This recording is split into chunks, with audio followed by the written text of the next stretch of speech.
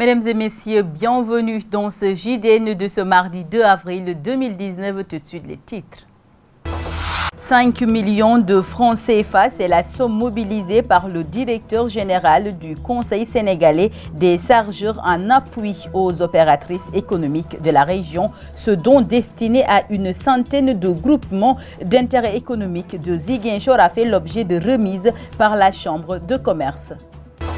Les violences basées sur le genre et les grossesses précoces sont les nouvelles cibles de la famille éducative à Bignona. L'inspection de l'éducation et de la formation de Bignona 1 a ce week-end lancé un assaut final contre ce fléau qui constitue un frein à l'épanouissement des filles dans le système éducatif. Mea culpa des femmes de Ziguinchor sur la défaite de Macky Sall dans la région sud. La responsable du réseau Kousek a brisé le silence pour demander pardon et inviter le nouveau locataire du palais à poursuivre son bon compagnonnage avec la Casamance. L'actualité internationale mettra fin à cette édition. C'était le sommaire. Bienvenue à tous. La plateforme des femmes a bouclé ce week-end à Ziguinchor avec les femmes de la sous-région un forum de 3 jours pour une paix définitive en Casamance. Une rencontre qui s'est terminée avec une grande satisfaction. Écoutons Seynabou Malsissé, secrétaire général de la PFPC, au micro de Paul Pascal Da Silva. Le forum des femmes de l'espace Sénégal-Gambie-Guinée-Bissau regroupe plusieurs organisations de femmes qui sont la plateforme des femmes du Sénégal, la plateforme politique des femmes de Guinée-Bissau et le point focal genre au niveau de la Gambie qu'on appelle le GATT. Donc ce sont ces 3 organisations qui constituent le forum des femmes et qui veut en tout cas apporter sa contribution à la paix, à la sécurité et à effectivement l'émergence d'un leadership féminin dans les 3 pays. Il s'était agi pour nous d'élaborer un plan de plaidoyer qui sera certes pour chaque pays, mais aussi un plan global qui va concerner les 3 pays. Parce que vous le savez, il y a une épine dans les pieds de ces 3 pays. Cette épine, c'est le long conflit au niveau de la Casamance. Ah non, on est très satisfait de toute l'ambiance qui a régné, de toute la sororité entre les femmes de Gambie, de Guinée-Bissau et du Sénégal, mais aussi vraiment de la disponibilité et de l'ouverture de ceux qui ont facilité cet atelier. Le bilan, comme je l'ai dit, c'est l'existence d'un plan d'action qui concerne ensemble les 3 pays et d'un plan d'action pour chacun des pays. Donc, chaque pays va s'adresser à ses autorités pour effectivement poser ces problématiques que les gens ont identifiées ici. Nous pouvons le faire maintenant parce que le plan existe. En bref, l'investiture du président de la République Macky Sall réélu au premier tour de l'élection présidentielle du 24 février dernier pour un second et dernier mandat de 5 ans s'est tenue ce matin au centre des expositions du pôle urbain de Diamniadio. Le caractère solennel de l'événement fait qu'au moins 15 chefs d'État de gouvernement étaient présents à cette cérémonie.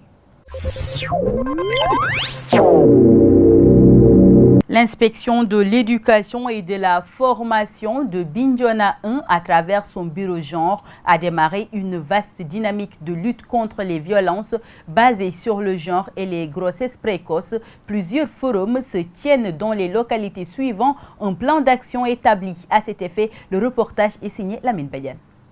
Le phénomène des violences basées sur le genre et les grossesses précoces continue de polluer la vie des jeunes apprenants. C'est pour cette raison que l'IF de Bignona 1 a pris la mesure, à travers des forums, d'intensifier le combat contre ces fléaux, notamment en zone rurale où la prise en charge de ces questions fait souvent défaut. La particularité, c'est qu'en réalité, ces grossesses sont contractées à la fin des vacances et au retour au mois d'octobre, octobre, novembre, décembre, après détection, eh bien, l'on se rend compte que effectivement c'est une grossesse qui a été contractée. Malheureusement, à l'ouverture, on se retrouve avec les élèves. Et voilà. Bon, ben, pour un début, on constate, on sensibilise les populations à l'interne, les élèves, la communauté, bref, la communauté éducative, pour que véritablement, pour pallier à ces à ce fléau qui ne cesse de gangréner les autres dans les établissements. Pour les filles, la responsabilité est partagée, même si la grande part revient à elles et à leur situation sociale. Je voulais que les filles sachent de taquiner les garçons comme ça. Mais des fois, autrement dit, c'est les garçons aussi qui taquinent les filles. Oui. Moi, je voulais demander aux filles, comme si les filles aussi, comme il y a les autres filles qui entrent dans les bureaux comme ça, je voudrais que les filles sachent de faire ça. Et puis quand ils le font, les élèves, les profs leur taquinent. Et puis quand ils le font, ils provoquent les profs. Les profs n'arrivent pas à comprendre qu'est-ce que les élèves veulent. La SCOFI, partenaire de l'institution dans cette croisade, s'engage pour que les filles puissent faire leur cycle scolaire sans perturbation de cette nature. Aujourd'hui, je peux dire que la SCOFI est en train d'atteindre ses objectifs. Peut-être que les grossesses là et les choses là qui entravent les filles, qui font que les filles n'arrivent pas en troisième, en sixième, elles sont plus nombreuses, mais dès la cinquième vers la quatrième, il y a des problèmes. Et c'est ce qui nous pousse encore à revenir, reprendre les sensibilisations, demander aux filles de ne pas suivre l'autre chemin, de suivre les cours pour arriver à terme. En attendant que tout le monde prenne conscience, les sensibilisations vont se poursuivre pour qu'à terme, les filles et les garçons ne subissent plus ces agressions qui les retardent. GMS Bignona. Lamine Badiane. Nous sommes à Bignona et nous y restons pour vaincre les violences basées sur le genre et les grossesses prématurées. La responsable du bureau genre de l'IF de Bignona 1 mise sur la communication et la dénonciation dans une démarche inclusive. Suivons Khadi Goudiaby, responsable du bureau genre de Bignona 1, au micro toujours de Lamine Badiane. Là, nous sommes dans un système qui instaure cette démarche. Et là, on parle de l'école pour la communauté.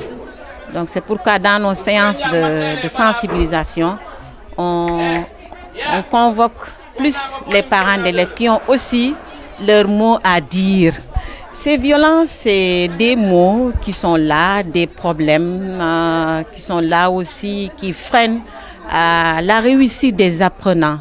Et là, c'est le moment de revenir sur cette approche genre qui prend en charge le garçon comme la fille qui est à l'école. C'est des filles comme ces garçons qui subissent ces violences en classe, en dehors de la classe, sur le chemin de l'école, même chez eux. Donc quand je parle de communication, c'est surtout pour amener la population à participer davantage à ces séances de sensibilisation parce que c'est des mots, c'est des problèmes. Chacun a son mot à dire pour prévenir ces violences qui ne nous amènent à rien du tout, surtout à l'échec, à l'abandon. Et là aussi, nous avons beaucoup insisté sur la communication. Et je vous préviens que c'est la communication qui essaie de régler des fois les conflits qui naissent dans nos établissements.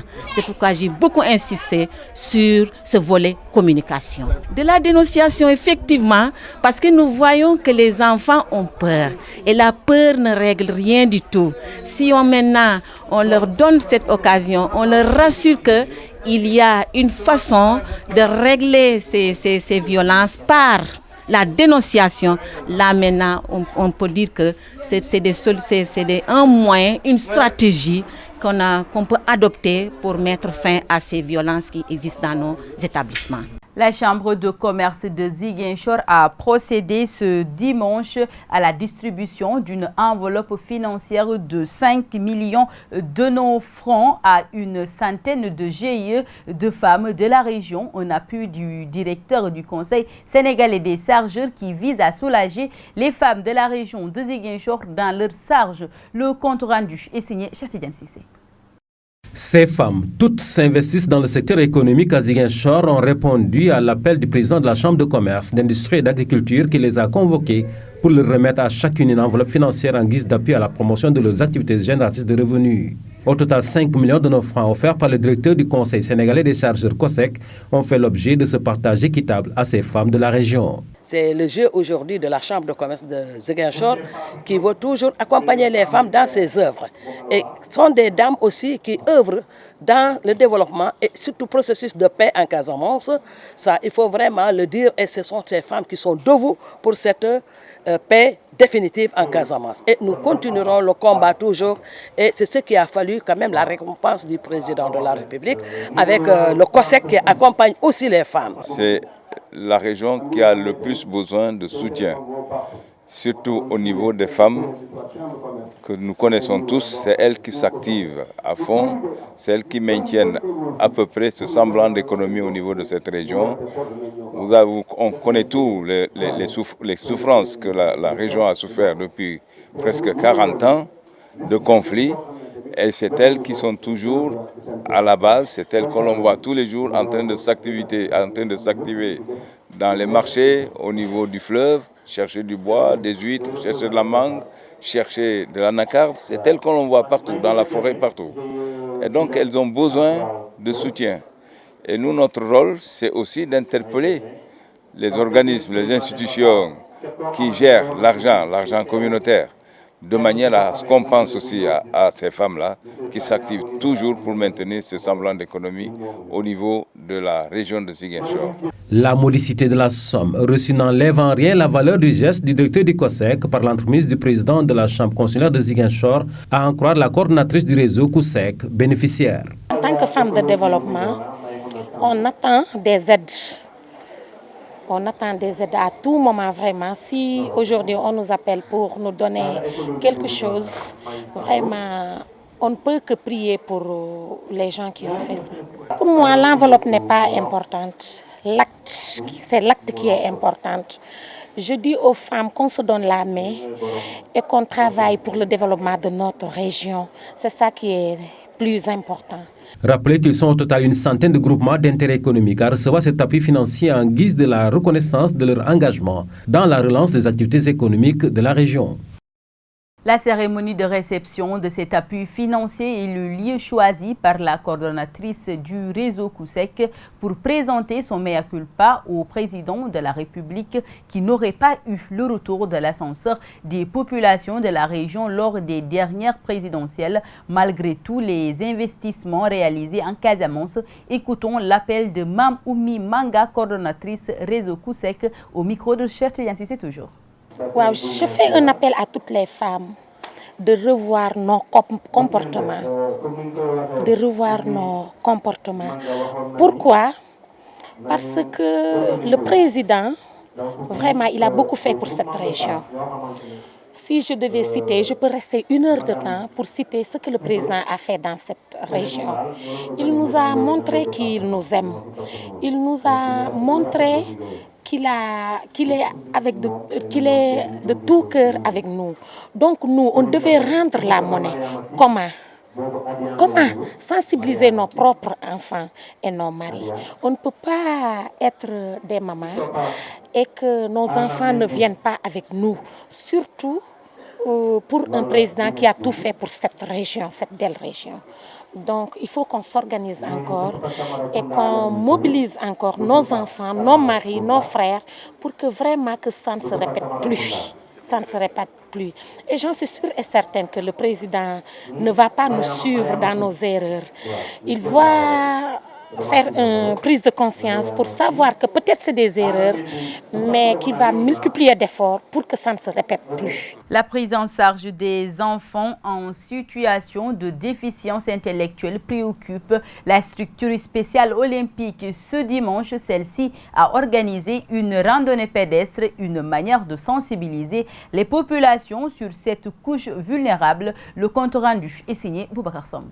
La protection des enfants en situation de déficience intellectuelle reste une question préoccupante. À cet effet, le Spécial Olympique a organisé une randonnée pédestre pour sensibiliser les populations à beaucoup plus de responsabilités. Alors quand on parle de prise en charge, la prise en charge concerne toute la population, tous les enfants de la région, tous les enfants de la nation.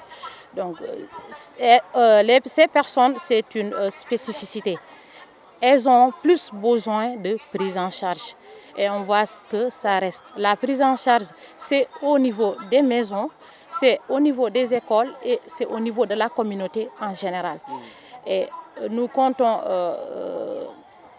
nous comptons lutter pour vraiment une prise en charge entière de ces personnes. Donc à la maison, il faut que les parents puissent s'activer ou bien être plus déterminés à s'occuper de leurs enfants, à voir ces enfants comme les autres enfants, comme leurs enfants qui vont à l'école. Donc on souhaiterait qu'ils pensent à ces enfants, qu'ils se disent qu'au moins dans la vie, cette personne-là va apporter quelque chose une fois, qu'ils ne se découragent pas surtout, parce que chacun doit pouvoir faire quelque chose dans la vie. À en croire la coordonnatrice de cette structure, la prise en charge de ces enfants reste à désirer. Le problème persiste, moi je vais continuer et parler de la communauté, comme vous le dites. La prise en charge reste à désirer. Donc il faut que toute la population puisse s'activer sur ça. Il faut qu'on pense à ces enfants. Même si je n'ai pas un tel enfant, mais au moins que je fasse quelque chose pour eux.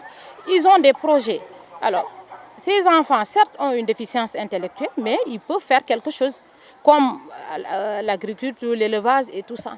Donc, s'il y a une école, on va se spécialiser par rapport aux activités qu'on fait ici. Le sport, on ne se limite pas uniquement au sport, on essaie de voir le talent de chacun parce qu'on se regroupe parfois pour discuter des choses dans la vie. Donc, à partir de là, on peut dire, par exemple, tel enfant peut pouvoir faire ça, ça et ça. Donc, la communauté doit faire quelque chose. La société en général doit faire quelque chose. Vous et moi, nous devons faire quelque chose pour ces enfants. Un cri de cœur bien entendu par le service régional de l'action sociale qui affirme son engagement pour le bien-être de cette cible vulnérable. Voilà, nous sommes là en tant que service déconcentré de l'État. Donc tout ce que la cible, donc les populations composées de groupes vulnérables ont besoin, nous serons toujours dans cette dimension pour que l'État, en tant que pouvoir public, puisse vraiment venir en appui à cette population. Donc nous allons porter cette demande au plus haut niveau à travers, donc, en passant par le préfet qui est le chef du département, qui est le président du comité départemental pour la protection de l'enfant.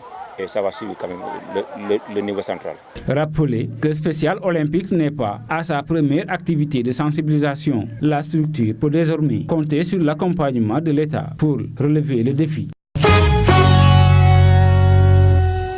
À présent, nous passons à l'actualité internationale. 1000 cas de choléra traités au Mozambique. Et puis, la Cour suprême du Venezuela demande la levée de l'immunité parlementaire de Juan Guaidó. Et puis enfin, Brexit. Le Parlement britannique se dirige-t-il vers un 4e vote? Juan Guaidó de nouveau sous la menace du régime de Nicolás Maduro. La Cour suprême du Venezuela, contrôlée par le régime du président chaviste, a demandé lundi la levée de l'immunité parlementaire du leader de l'opposition, reconnu président par intérim par une cinquantaine de pays. Il est reproché à Juan Guaidó de ne pas avoir respecté une interdiction de sortie du territoire lorsqu'il a effectué une tournée en Amérique latine de fin février à début mars pour rencontrer ceux qui l'ont adoubé comme président. Juan Guaidó, déjà déclaré inéligible pour 15 ans par un juge proche du pouvoir la semaine dernière, tenait lundi un meeting à Caracas devant plusieurs milliers de partisans. Un rassemblement marqué par des tirs de gaz lacrymogène de la part de la police. Regardez, a lancé Juan Guaidó à la foule. Ceux qui ont peur utilisent les armes, mais nous sommes ici. Nous n'avons pas peur parce que nous allons continuer à agir. La bataille pour le pouvoir au Venezuela se déroule dans un contexte chaotique à cause des pannes de courant à répétition et des pénuries d'eau. La faute à un réseau électrique surexploité et à l'exode de la main-d'œuvre qualifiée.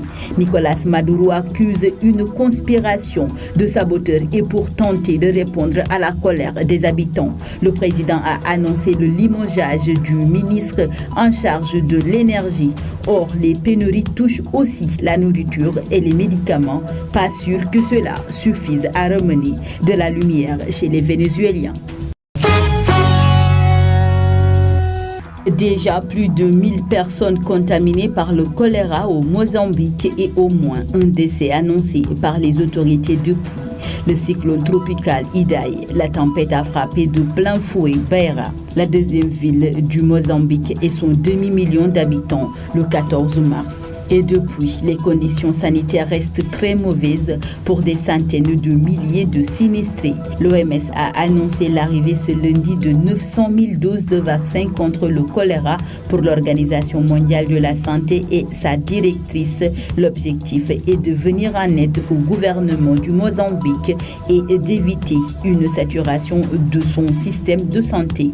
Les autorités du Mozambique se veulent rassurantes et assurent que seule une centaine de patients sont toujours hospitalisés. Le Parlement britannique à la recherche du temps perdu. Mardi, la Chambre a répété une fois encore 4 scénarios alternatifs au plan proposé par Theresa May pour quitter l'Union européenne, faute d'accord. Des votes indicatifs mis à l'agenda parlementaire par la Chambre sans passer par l'exécutif, censé aiguiller le Parlement vers une solution qui pourrait obtenir la majorité. Un vote test de simulation en quelque sorte. 4 motions testées, donc 4 différents scénarios pour éviter une sortie de l'Union européenne sans accord le 12 avril dernier, délai fixé par Bruxelles.